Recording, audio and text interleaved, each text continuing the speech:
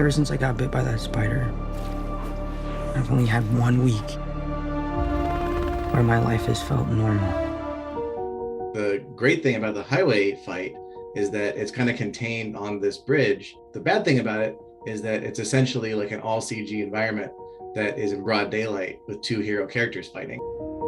Shooting did take place during the middle of the pandemic, so we really weren't able to shoot anything on location in New York.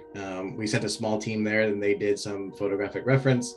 They had a couple of days in a helicopter where they shot some aerial footage for us. But the majority of the actual plate photography with the real actors was done in Atlanta on a stage there. So they built like a 200-foot long piece of highway with real cars.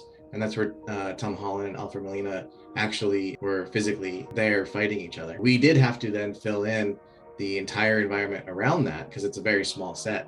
And for the most part, Tom is in his Iron Spider suit, so he's all CG. Doc Ock has these big giant CG arms, and when they're fighting, he's CG.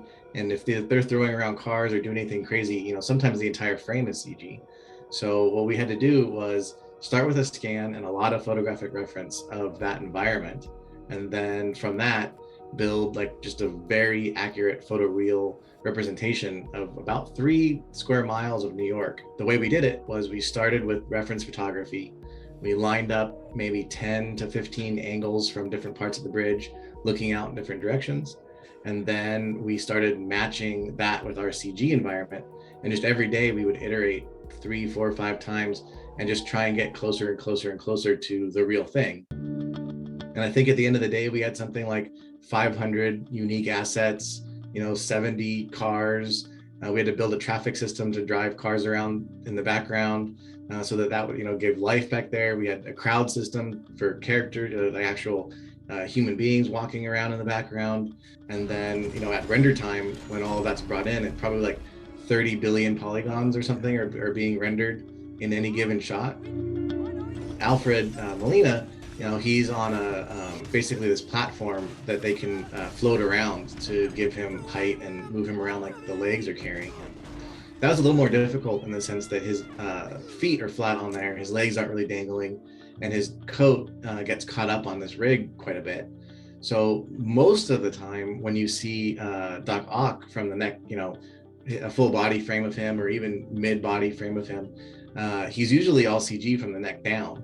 And sometimes even had to reproduce his hair and put digital hair on him just to get like the sense of motion that he's moving quickly forward or doing some kind of action that he wasn't really doing.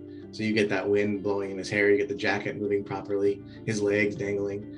And we always needed to keep realism and weight and speed and, action going with that character. So, we did try and ground that in a lot of Tom's performance or stunt performances when they're actually doing those things, and we enhance them, but the base is usually either match move or motion capture of a real actor.